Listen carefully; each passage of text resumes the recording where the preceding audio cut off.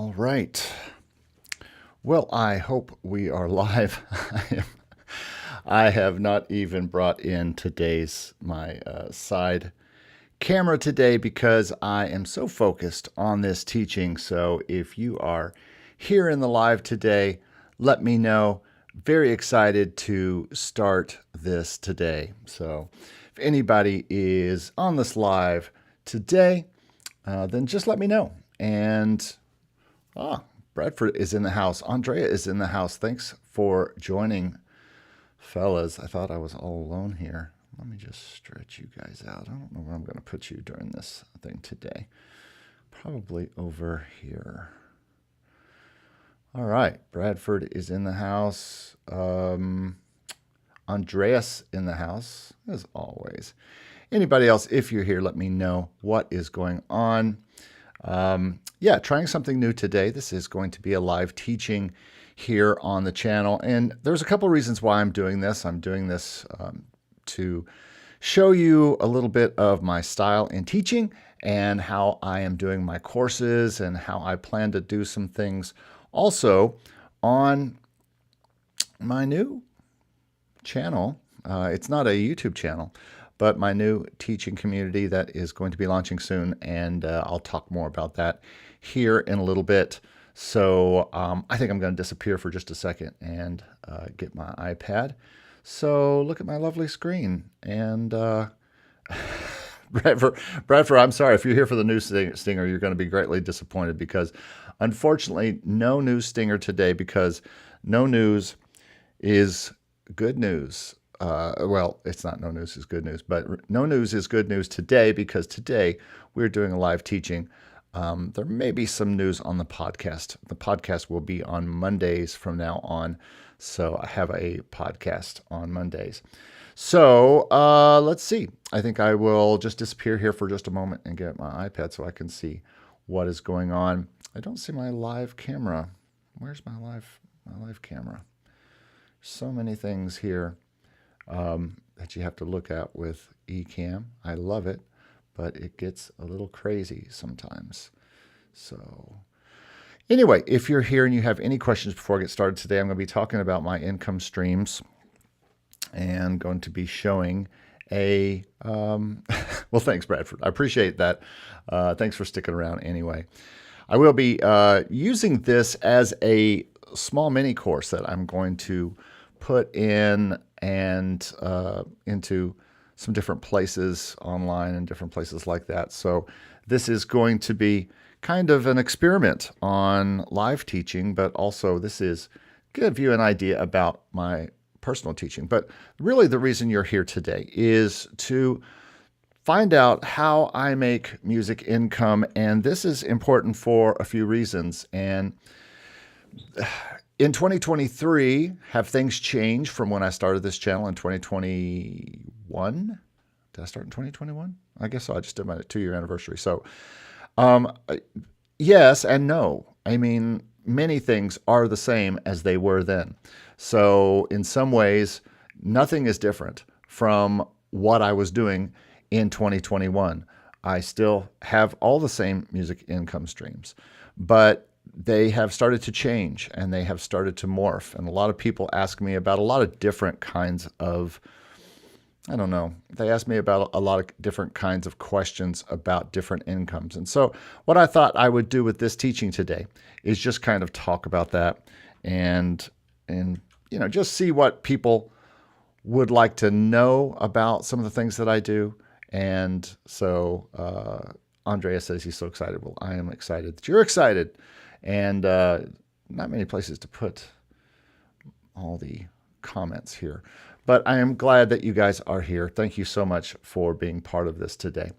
All right. Well, I don't see any reason why we shouldn't get started. I'm going to back up and I'm going to start fresh with this presentation so that everybody can kind of experiment to see it together.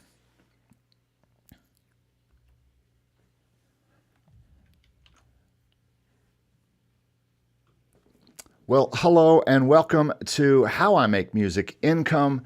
This is all my music income streams in 2023. And this presentation is kind of an just an example of how I teach on my course that I've got out now, which right now is only the stock market course, but I have quite a few courses planned. And also how I plan to start teaching on a weekly basis inside a new teaching community that I am building. And by the way, if you want to be part of that, make sure that you email me at Make Music Income. You can't see that because of me. At makemusicincome@gmail.com, makemusicincome@gmail.com, and tell me you want to be a beta tester for the new site, because it is coming, my friends. And so I will put that down in the description once I get done with this video and fill out all the description stuff. But yes, the whole goal of today's entire teaching is just to give you an idea of my teaching style, but also to maybe give you some ideas on how you could make music income as well. It may sound like a broken record on this channel, folks, but I don't care. This is the whole point of this channel, is to teach you how to make music income. And it's not all about licensing. It's certainly not all about stock music. We'll talk about those things today, but it's certainly not all about those. All right, well, let's move on with this thing. Now, I will look at your questions from time to time, or I may end up saving questions for the end as we get going here, because I really want to move forward with this presentation. And I will be editing this presentation for use as a mini course as well. So for people who aren't here watching live today, they can watch this at another time. And they'll never see what I just said, because I'll likely edit it out, okay? All right, so let's get going with today's presentation. All right, so here is an example, and I have to move me. Here is an example of all the things that I do. Not an example, this is a list of what I will be going through today. I'll be going through all of these things and kind of talking about how they impact my bottom line, how they impact how I make music income. The first one is music clients. And if you're wondering why that's first, it's because likely that's my highest income still, even though music teaching is starting to approach that. And hopefully this won't be the way all the things are. Eventually, I would love for these to be reorganized. And I'll talk about that at the end of this presentation, what my goals for 2024 are, even though I'm in 2023 right now. So we'll talk about my music clients, about the consulting things I do for them, producing things I do for them, marketing. Those are all three very, very important to what I do. And there's a whole course, folks, an ebook coming on music production and music work for clients and all of these things. I think this is an income that we're all missing. I'll talk about that a little later when we get there. Then we have music teaching, and this is something that I have been focusing on for about the past 10 or more years since I finished up a bachelor's. I went back and got my bachelor's, and then I finished up my master's. And when I was doing my master's, the entire goal was to teach at some point. Now, it just so happened that I was also doing my master's in music composition, which completely refired me up for the rest of my life to be a composer and an arranger and an orchestrator and all those things. And I had already been pointing towards licensing and doing that. But there's way more in music income than licensing. And as you will likely find out in this teaching, is that music licensing alone is probably not going to pay your bills. You know this already. And so we're going to be talking about all these different things so that as I talk about the way that they make me income, hopefully they could make you income as well. All right, so music teaching at school. I teach at a local recording school at the current time, but I also have a growing online music teaching business, which you are looking at right now. You're soaking in it. Don't worry, it's mild. This is something that I love doing. Besides music work for myself, this is the next best thing that I want to be doing. Sitting here, talking to you guys, doing teachings, making up my own unique weirdo ways to teach people. To me, that is fun. And making videos is fun. I've always enjoyed editing videos and creating all things, really. I also write books and some of the ebooks and stuff. And at some point, I will be writing a book probably about making music income. I don't know if I'll be writing composing books and things. That's probably for someone else.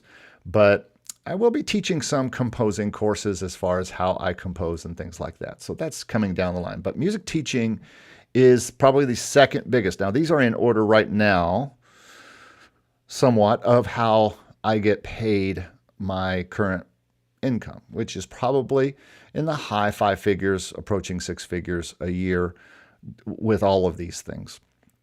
And it has been that way for a good 10 to 15 years, probably, as I've done many different jobs for many different clients, and then have added teaching and now added licensing. And I've always had music sales as an artist of my own stuff and music royalties. So we'll get to all those things.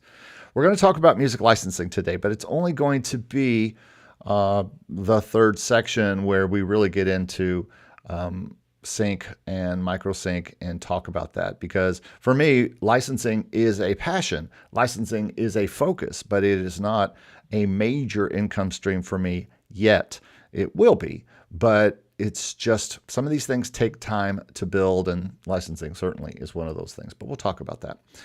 And then we're going to talk about music sales. I just got some checks this week, and we'll talk about music sales from music streaming, music sales from sheet music, music sales from physical CDs, and things like that. So we will talk about all of that. And then music royalties will be the last thing I talk about. And there's also a course coming in music royalties. So get ready for that. All right. So let's move now to the first one that I do, probably the main thing that I do and have been doing for 20 years.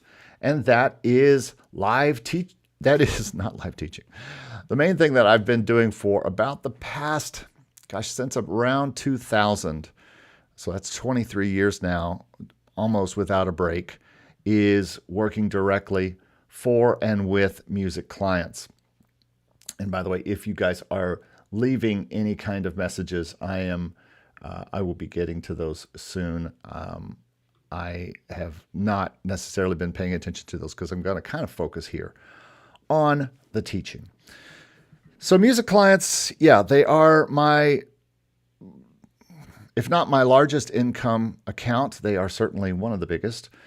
And I'll just give you a little hint on how I work with music clients. And maybe this is something that can help you also work with music clients, because I'm telling you folks, I think this is the thing that a lot of you out there in licensing world, in your little licensing dreamland where you think licensing is going to bring in all your money very quickly, it's not. It's going to be a slow grind. And yeah, you might have a good month on Motion Array, or you might make some money with Artlist, or you might have, $50 to $100 or an extra big payment that comes in from an Audio Jungle sale or a Pond 5 sale or something. But you know how all that goes. We'll get to that in a little while. But clients are money in hand. Clients are people paying you to do work. As a matter of fact, I have to be very careful with my time today because I have a client at 1 o'clock, so I have a hard cutoff today. But what I'll be doing is a coaching call. Coaching calls are the first part of music production. And you might be saying, why in the world would coaching be part of music production? Well, coaching is how you get the client in the first place. They have to talk to you. They have to meet you. They have to figure out if they want to be working with you. And so for me, that has come under the bullet of consulting. And that could be anything from people calling me and getting a quick 5, 10, 15 minutes to just ask me some questions and see if they want to work with me. And then we move into more career coaching. Back when I had a music production company, what I used to do is have them come to Nashville for a day. I'd have 3 to 5 different artists come in, and we would meet, and I would give the spiel to everybody, how I worked. Pretty much the spiel right here about music clients that you're getting ready to hear, which would be, I would talk with them about what they can expect in music, what they can expect as a music artist, what they can expect as a songwriter. And then I would tell them about my career and my story and all that kind of stuff. And then, yes, I would listen to their music and give them feedback. And all of these things have been income generators for me for 23 years. I've been doing music feedback. You may not know this, but on the Make Music Income page, website, makemusicincome.com, you could find music feedback just for 3 songs and get a full write-up on 3 songs. And you can also find coaching, by the way. But my music clients this was for music clients I was really going to produce. I was going to help make music for and help them make a career of their own. So that's what I'm talking about when I'm talking about music consulting for clients. Now, I'm still doing consulting, but it's similar, but it's a little different. But some of you can still and have still become music clients of mine through masterminds, through one-on-one calls, through different things. All right, so the entire goal, though, when I was in Nashville, when I did consulting for people, was to get them into some kind of music production. And that was their goal, too. They wanted to get into music production.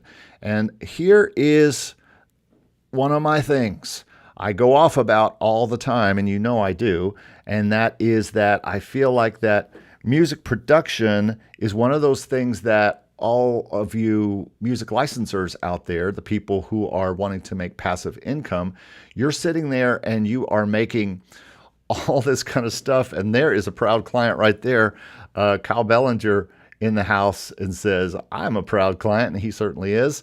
And this is a perfect example of someone I am working for right now, still doing the same kind of thing, coaching about his particular focus, which is music ministry and making a new album. And we are all up in that right now with Kyle. And so our goal is to make a new album and put that out, or at least make new singles, and eventually maybe an album under our Creative Soul Records label. So yes, there you go. Thanks for being here, man. Glad you are here today. So yeah, there's an example. Wow, what timing. How about that? So yeah, I am still in this business. This is still what I do, helping people consult, helping people then get into producing. We will do tracking in Nashville with musicians and engineers and studios, and then we will do the overdubs, which includes their vocals, but also maybe background vocals and any other thing that we're going to record for them, and then mixing and mastering that.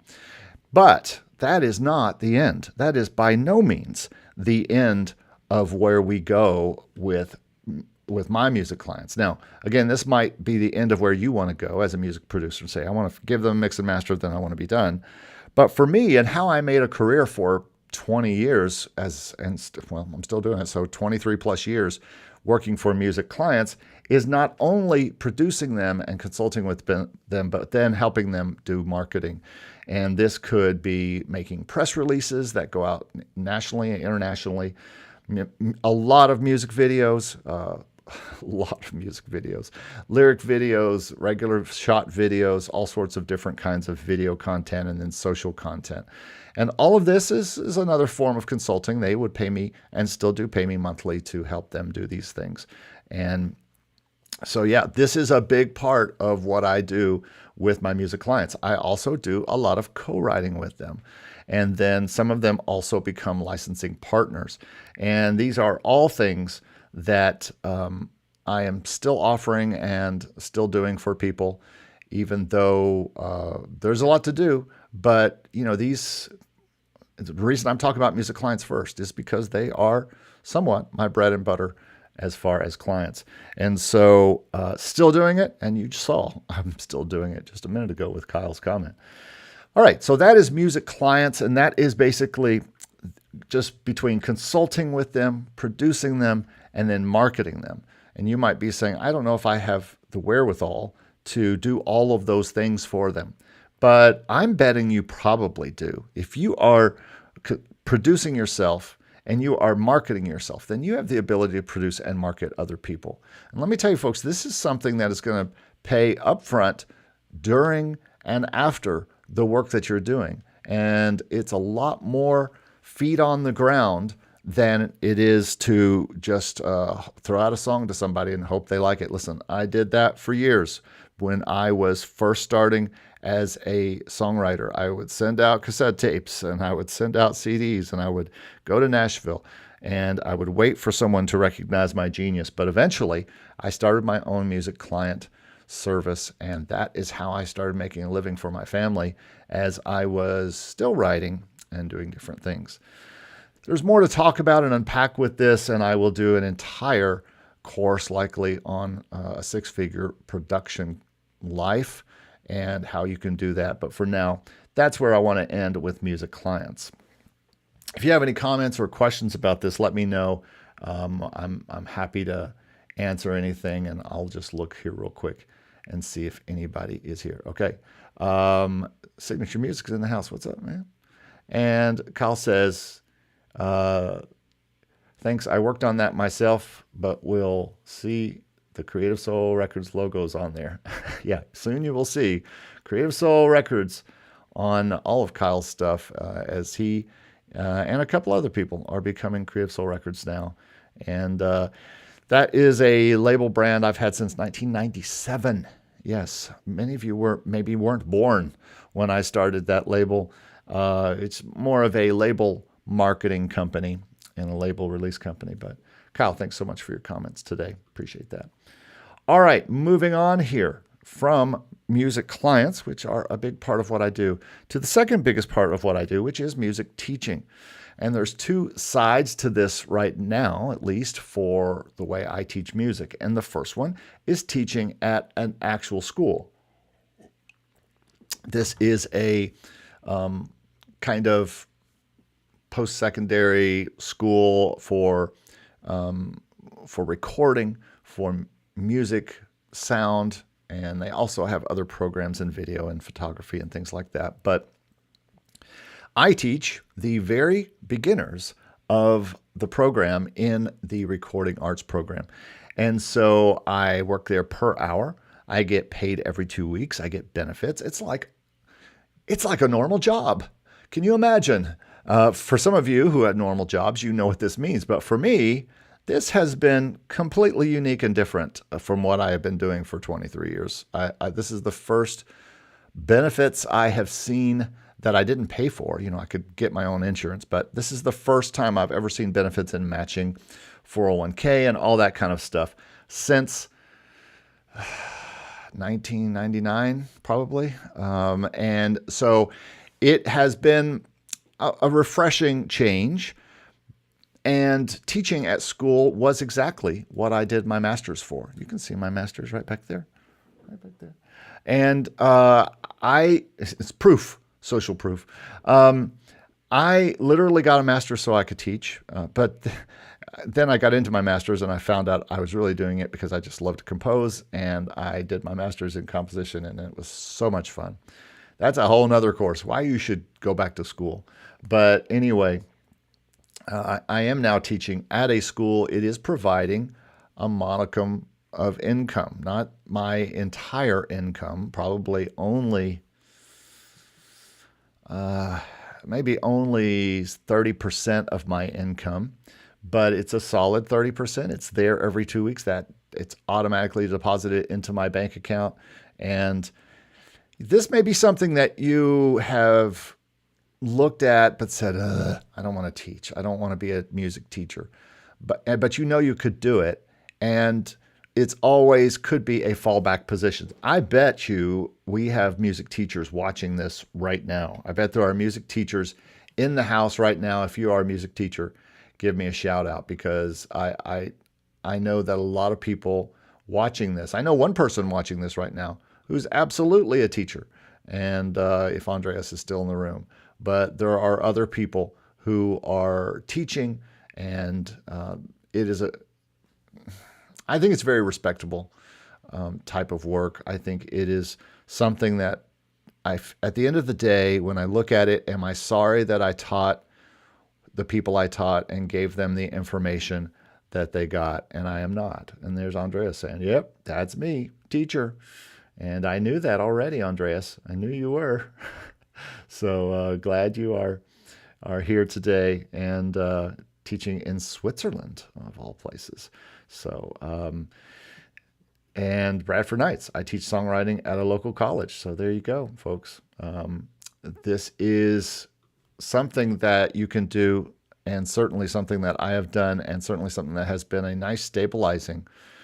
In some ways, the school job allows me to do this channel, allows me to bring you this information, and allows me to teach online here. So if you are liking the content you get here, you can thank my teaching job at the school, because in some ways that helps support what I'm doing. So now, how long will I be doing that? Well, I enjoy doing it, and it's somewhat simple to do. It's a beautiful school, but I do enjoy probably teaching online better, just because it's a larger group. It is a little less on the babysitting side. I don't have to, continue to watch and maybe yell at people for looking at their phones. I don't know if you guys are looking at your phones right now. You probably are. But guess what? I can't see it, so it doesn't matter to me. So it's easy to teach you here, because I don't have to worry about what you're doing while you're watching this. But obviously, YouTube has become a great teaching vehicle for me. I am very pleased with the channel. I am very pleased with teaching this way, and it's a lot of fun for me to make the videos.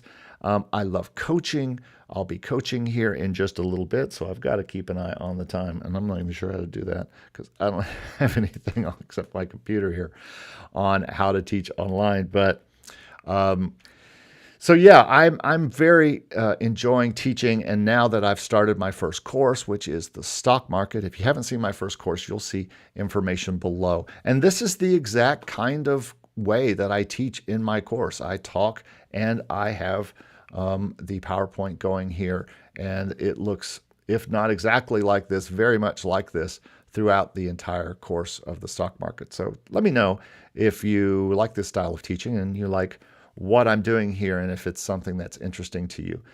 It will certainly be drier than the flashy content that we have in YouTube channels trying to keep everyone interesting. And I know that this is not going to be a video that gets thousands of views, because they're going to look at it as a teaching video.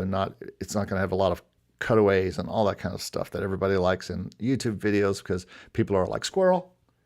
But it's okay. This is for the people who really want to learn, and the people who want to see my teaching style and want to know how I make music and come in, how they might as well. So you might be seeing this bullet point at the bottom, and it says teaching community, and you're like, what is this teaching community thing? I don't understand what this is. And well, I'll tell you what this is, folks. This is something new that I'm starting, and I am very excited about it. It's something that I am taking just a few people into right now, and it's kind of under the radar until I test it out and make sure it's working. And if you'd like to be interested, or I should say, if you are interested in being part of this new teaching community space, let's just say, make sure you email me at makemusicincome@gmail.com. I'll put notes below, a link after I get done with this video about how you can do that, how you can join me and be one of the beta testers for this new place. There's a lot of interesting stuff that you're going to get for free, and then some next steps that, and a few of you have already kind of jumped on board. Andreas, Jacob, welcome to, I'm glad you're here. Good to have another composer in the house. So yeah, we are going to be doing this new community, and I have been railing and resisting putting a community together, an academy together, but I have decided that, hey, I want to spend my time teaching online, and one of the best ways I can do that is to teach in some kind of organized format, and I'll be doing that weekly on this community. But also, it is going to offer lots of different levels to get into our masterminds, to get percentages off courses, to get free courses, all this kind of stuff. So yeah, it's going to be the whole shebang. I'm starting it, and I'm looking for beta testers. So if you're interested in being a beta tester, email me at makemusicincome@gmail.com. Okay, enough on that, and enough on teaching. So I've gone through so far, if you're just joining us, working for music clients and the ways I do that, and also working as in teaching both at school and online. Okay, so next up is music licensing. You're like, finally, music licensing. I've been waiting. Well, you're in music licensing. You should be used to waiting. You should be used to waiting for stuff in music licensing. Because first, we're going to talk about the longest sync. We're going to talk about the longest thing that there is in music licensing as it is, and that is sync. It's a long game, and if you watch Jesse's, Jesse has a great series right now on do not sync, and he tells you why, and one of the reasons is because it's such a long game, and it takes years and years and years and all this. But this is something that I found out about 6 years ago, 7 years ago, and I just knew that it was a way that I wanted to go with my composing. I had tons of songs through the years that were just sitting around. I loved the idea of writing and passive income, and I was looking at the last part of my career, which includes quote unquote retiring in some way, where I'm going to be, kind of wanting passive incomes rather than active incomes, and sync and all kinds of licensing are certainly passive incomes. And everyone is interested in passive incomes. Everyone is very excited to get music, put their music out on a place and then make money from it. And so we'll first talk about sync here, which is music for television and film, and also for advertising, and also for gaming. And I'm talking about EA type gaming, not 2D gaming on your phone. Sync licensing is syncing your music to picture in some way. And so this is a way this has been around a long time. This isn't new. This isn't just like something that just came out. This is something that is absolutely something that's been around for a long time. But I think during the pandemic, when people really began researching ways they could, instead of going out and doing shows, which they couldn't do anymore, and everyone was locked at home, they started looking at ways that they could do music in a more passive way or get involved in things. And then, of course, Jesse's channel took off, Sync My Music, and I'll have some links down to Sync My Music and his playlist to his current series. But talking about the libraries that are looking for music supervisors when they are looking for music for a TV show, for different types of things. Now, I have plenty of stuff on sync on my channel. You can go to one of the sync playlist and look through all those things for a further kind of deep dive, but I'm kind of just talking about my music income streams. And I will tell you, this is where my music income streams, these streams are more like tributaries, smaller tributaries to the thing. Music licensing still is not anywhere close to even stock music licensing, but that's not even really close to what I get from my other active pursuits of teaching online and offline, and also from music clients. So definitely sync licensing is something that is a long-term income bet for me. I am making sure that I am piling stuff away, but I am nowhere close to where I want to be with that pile. I want that pile to be 10 times what it is right now. So that's going to require a lot of years of piling music in, because I don't think it's something that will ever go away in most senses. There's always going to be a need for music for moving pictures that we watch on TV. And I only see the amount of things that need music going up. And no, AI is not going to take that over. So I'm not even going to talk about that today. But music libraries that focus exclusively on getting music out for television and film use and advertising use. Advertising is a very big one. And so you can work directly with these libraries, but I also am working now more towards trying to find direct syncs, right? Directly to the source and no library in between. That's a harder row to hoe. I've got to have a whole music video.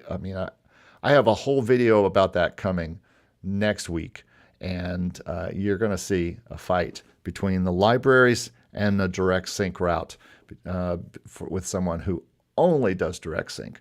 And so they're very passionate about it, and they will not ever be putting their music in libraries. So we'll talk about that, but I'm trying to do more of that. And then royalties from sync royalties, which is a different kind of royalties. We'll talk about that when we get into royalties section here towards the end. Now, I also do microsync, which a lot of people are refer to as stock music, which is feeding stock music libraries. And a lot of people have questions about this, and they want to know what's the difference between sync and between microsync. And if you're watching this channel, you really should have questions like that, because I have like 1,000 videos about it. But in microsync, what we're trying to do is sync to micro type of uses. YouTube instead of television, instead of broadcast television, we're talking YouTube here. Instead of films or advertising, we're talking corporate uses, we're talking personal uses, church uses, different things that people go looking for a piece of music like they would a stock picture or a stock video. And they go looking for this.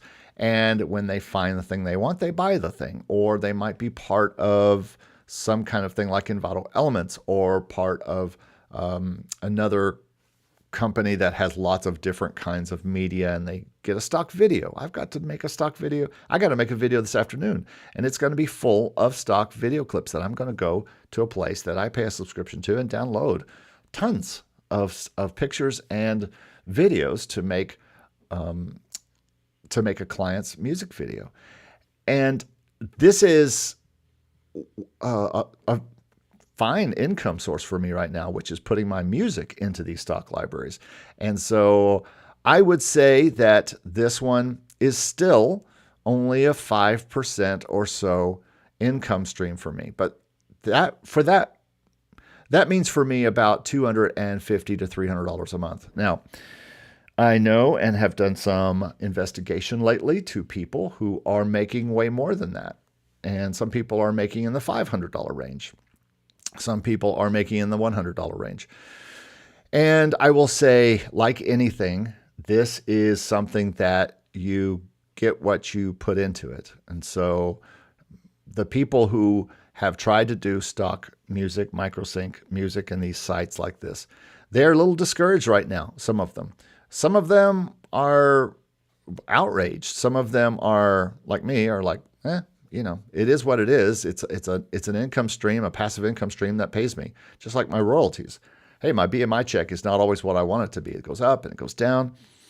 All my royalties, I never know when they're coming. And it can be a downer, but sometimes it can be way up. I mean, for instance, Content ID, and if you don't know what Content ID is, it is basically the PRO of microsync, of anything that you get put into a YouTube video. Then Content ID listens, and if that person has not monetized the video, they pay you whatever percentage of time your music was in that YouTube video. And folks, I got a $500 check coming here in about a week. So for me, that's nice. That's going to help me, on my first of the month bills this coming up first. And you guys got to look at this for reality. I mean, a lot of you look at microsync, and this is going to be just a small rant here. A lot of you look at microsync as this, I want to make my full career doing stock music. Well, that's probably not possible. I mean, even Daniel or Stevie or any of the people who do pretty well in stock music, or myself, we look at it as a very small side hustle income. And there's nothing wrong with that. It just, a lot of people seem to think, hey, if I can't make full-time money on this, then why do I even bother? Well, you know what? You can't make full-time income going out and playing a gig either. You'll get paid $100, $150, but you do it because maybe it's enjoyable. Maybe it's easy to do. There's another site I use called Song Trader, which I talk about a lot on this channel. They just paid me today. I got to look at they said last night, here's the deposit I have 3 accounts there. And they gave me a deposit in every account, which was 125 plus. So is that a lot? No, but is it something? Yes. And that's a water bill. That is a phone bill. That is helping pay bills. And so I don't care what you say. I think that this kind of music, and I mean this kind of activity for my music is good, and I'll take that income stream even though it's small. Now, do I spend the amount of time I do with music clients on that? No. Do I spend the amount of time I spend working on teaching online or teaching at school on? Of course not. No way. But I don't even spend the amount of time I spend working on sync licensing on this micro licensing stuff. But I do have lots of songs that don't fit into sync and that I just make for fun and or are my personal music. And I'm throwing all that stuff in here. I'm backing up that dump truck and I'm putting them all in to music licensing into MicroSync. And guess what? It makes me $100 every now and then, or $200 to $300 a month. And I will take that. I don't know about you guys, but I'll take $200 or $300 a month. I don't care if it's only $200 or $300. I'm not doing this to make my living off MicroSync and even Sync at this point. Neither of these music licensing things are to make my life in that. And likely, even Sync won't be the main thing I make my living on. It'll just be another income stream. And we all need lots of income streams. All right, let me check and see how we're doing on time here. Good, looking good. 12 people in the stream. So let me see if there's any questions that I have missed here. Hey, Boneyard's in the house here today.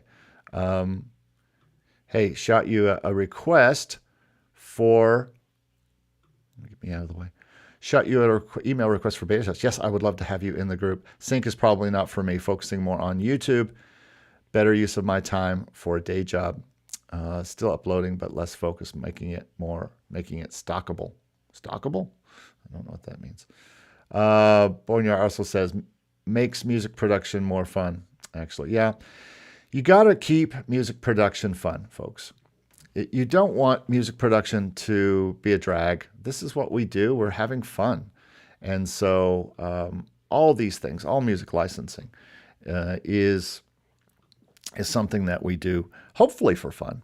So let's go through the rest of my income streams in 2023 and what else I am doing. And after that, we move into music sales.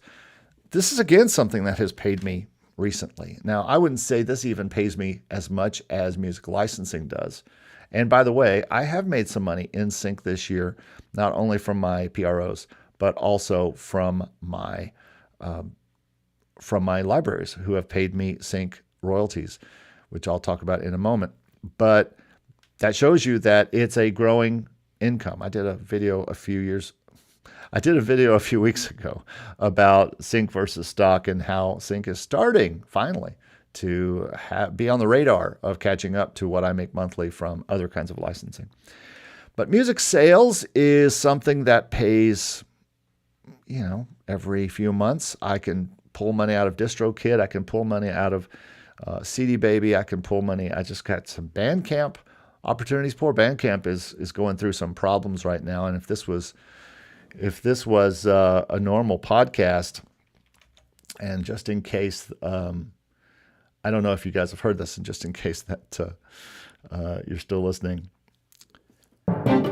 Yeah. I don't know if you've heard the news, but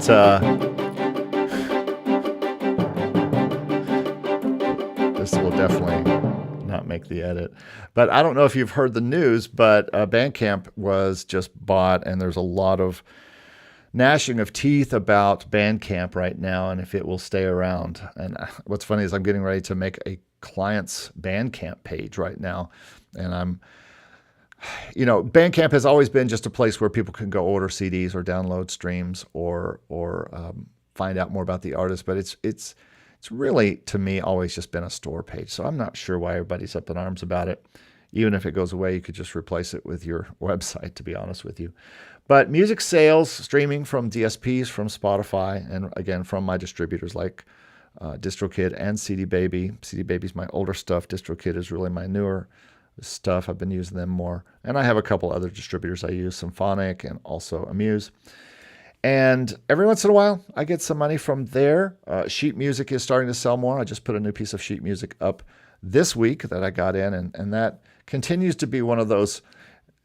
If you think sync is a side hustle, sheet music is a side hustle. I wish I was doing more on it, because I think I could do better, especially with public domain songs and things like that. So I get checks and income from ArrangeMe.com, which is a Hal Leonard company that sells sheet music. And then I still get download stuff and CDs sales from Bandcamp from time to time when people stumble onto that from my personal music. So music sales are still a thing. It's possible those could go up, but I do not push myself. I don't really push myself as an artist that much. So music sales for me are probably not as much as they are for others who are really focused on being an artist. And these are things I will be talking about on this channel. Andrew Southworth, I just did a video with Andrew Southworth. If you didn't see that, check out his channel. We did an interview, and he's going to be on my channel very soon. So we're going to talk about some artist questions I have for him. But music sales have always been a big part of what I have done, and a big part of my focus as an artist. But as you know, I think of myself more as a composer now, and so that's less of an income than ever. But hey, it just made me $100 or $200 recently in the past few weeks, which again added to a slow month, which is great.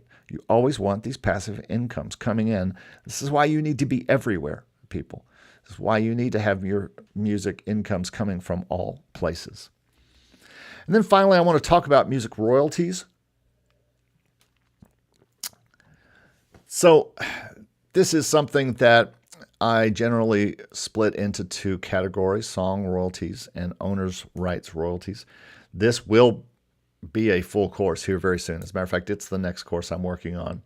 And I'm going to go in deep to every one of these. And I've got some special, unique things I'm going to be doing in that, probably a mini course on music royalties. And so be looking out for that. But first, let's start with the song royalties that you're going to be getting as the composer of the song.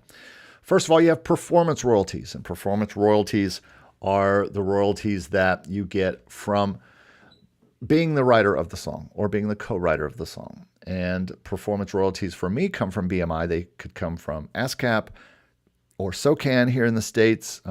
SOCAN in Canada, CSAC in the United States. CSAC, BMI, and ASCAP are the PROs in the United States that pay you performance royalties. And then SOCAN in Canada, PRS in England, and then GEMA in Germany, lots of other ones around the world. But this is where I get paid for the performances of my song, which means that could be anything from actually literally being performed at a venue. It could also mean being performed on the radio or being performed on television, which is a big part of sync type of work. So if I get stuff played in a television show and they file a cue sheet, then BMI should be paying me royalties for the amount of, who knows how it's actually configured, but I should be getting income from doing the music for that show. And that's not even including the sync royalties, which we'll talk about in a moment. But so performance royalties are a big part of sync licensing for me. And then also I have had a lot of performance royalties from radio play in the past with some of the jazz stuff that I have on one of my artist brands. So this is performance royalties are also sometimes paid for Spotify type stuff. You'll see some of those little pieces of pennies on your PRO statements sometimes as well. And then the second part of music royalties, song royalties, is mechanical royalties. And mechanical is now, in the United States at least, collected by the MLC. Now, depending on where you are in the world, this is collected differently. It might be collected for you from your PRO as well. But in the United States, they change stuff around, and now mechanicals, especially for streaming only, I should say, are being paid by the MLC, which is the Mechanical Licensing Collective. And again, it's pennies for those of us who don't have a lot of streams. If you have a lot of streams, then you might see more. I have seen payments. I am getting large $5 and $10 checks from the MLC every now and then, but I don't get a lot of mechanical royalties. A better way to explain mechanical royalties is anything that is mechanically made. So back in the days of CDs, I had a client once who had an album out, and someone approached them from the Philippines wanting to make 1,000 copies of their CD to sell locally. And they had done, national press releases, international press releases, and they were touring and things like that. So they asked me if they should take the deal, and I'm like, okay, so they want to pay you $3 per CD for 1,000 CDs, and then they want to sell them for whatever. Who cares how much they sell them for? I mean, what does it matter to you what they are selling them for? Because they're going to pay you a cool $3,000, and these are mechanical royalties that they're paying this artist. And so that's an example. If a record label loves your album for some reason and they want to release it, they are going to pay you mechanical royalties. If you want to cover a song and you want to cover a song that is not yours, that is a hit pop song, and you want to do a cover of it, you can pay mechanical royalties to some place like Easy Song Licensing or Harry Fox's Song File, and you can pay those mechanical royalties there. And then finally, we have sync royalties on the song side, which is, you get this for really for being the part of this, for being the writer. Actually, this is more likely a rights holder type thing. But anyway, this is another royalty you get in sync licensing, because you make a deal with a library, let's say, and they split the upfront royalties, which we call the sync royalties, which is something the music supervisor from a TV show pays to the library in order to use the song. And they also have to file a cue sheet for performance royalties, but we already talked about that. But this is an upfront fee that usually, sometimes, not always, is paid to a music library or to you directly from someone who wants to use your song. So that is sync. And then we have rights holder royalties, and rights holder royalties include content ID. If you're the owner of the rights of the song, not the writer of the song, but you own the rights, then you can go to a site like Identify and put yourself as the owner of that song. And also we have Sound Exchange, which is also a rights holder type of place where if you're getting played on non-exclusive streaming, so that would not mean Spotify and all those DSPs, but this would mean places like Pandora, like certainly XM Radio, which is the biggest one, because you can't, and also iHeartRadio, but you can't tell it what you want to listen to exactly. You can't say, play this song. You can only play songs like this artist, and you'll get a little radio station type of thing. And Sound Exchange collects that kind of stuff. And then we have neighboring rights, which is something I have a whole video on. If you just look back a few videos, I explain this in depth about neighboring rights. And this is mostly stuff that is collected for you outside of the United States if you have a neighboring rights collector. And so I talked all about that in a recent video. So finally, I've got a little bit of a time crunch here, so I'm going to move on now to what are going to be my music income streams in 2024. Sync, I hope, is going to move to the next level, and I'm going to get more and more stuff into libraries and more income. I hope to see that both PRO and sync payments rise. I also hope that I can do more online teaching, maybe all online teaching at some point. That is a big hope for me, and that is one reason why I'm starting a new online community, to be able to teach weekly there, in addition to my free YouTube content, which you can always have, of course. And get royalties up. I want to see royalties come up, and I want to get more sheet music out, for sure. That is a big part of what I am trying to do. And then finally, just continue to get more high-level original productions out. That is not really a goal or an income stream, but for me, that's the bottom line, to make high-level original productions that are going to serve me at every level. They're going to serve me, obviously, by helping clients get these kind of things, and co-writing things with people, and licensing of all the kind of songs I do. Everything needs to be very, very high and original, high level and original quality. And then, of course, it's going to also serve this audience so you can see what I'm doing and how those original high-level productions are making me music income. So I got about 5 minutes here. Let me see if there are any questions, and then I'm going to sign off here, folks. So if you've got any questions, let me know in the chat. I'm attempting to go there now. So my camera is off. Why is my camera off? It shows it's on to me. Sorry about that, everybody. Bradford Knights was excited to see the new stinger. Good. So camera. Well, sorry. Sorry my camera was off, folks. Good to see you, Rosalind. How are you there? Andrea says, can't wait to see your MuseScore explainers for sheet music. Yeah, me either. That is an upcoming video for sure. Well, everybody, thanks you so much for joining me today. I hope this has been somewhat helpful for you. And my camera seems to be showing up here. Sorry, it has been missing, if it has been missing. I know I turned it off for a minute, but I thought I turned it back on. But I'm sorry if it's missing. I will probably redo this video. So anyway, thanks, everybody. Bradford, thanks so much. I hope you've enjoyed this. And this is, again, the kind of teaching that I do on the stock market, which is my new course out and the way I'll be teaching. Love your thoughts in the comments below if you have liked this. So thanks again, and we will talk to you guys soon. Have a great weekend, and thanks so much for watching. We'll see you next time. Bye-bye.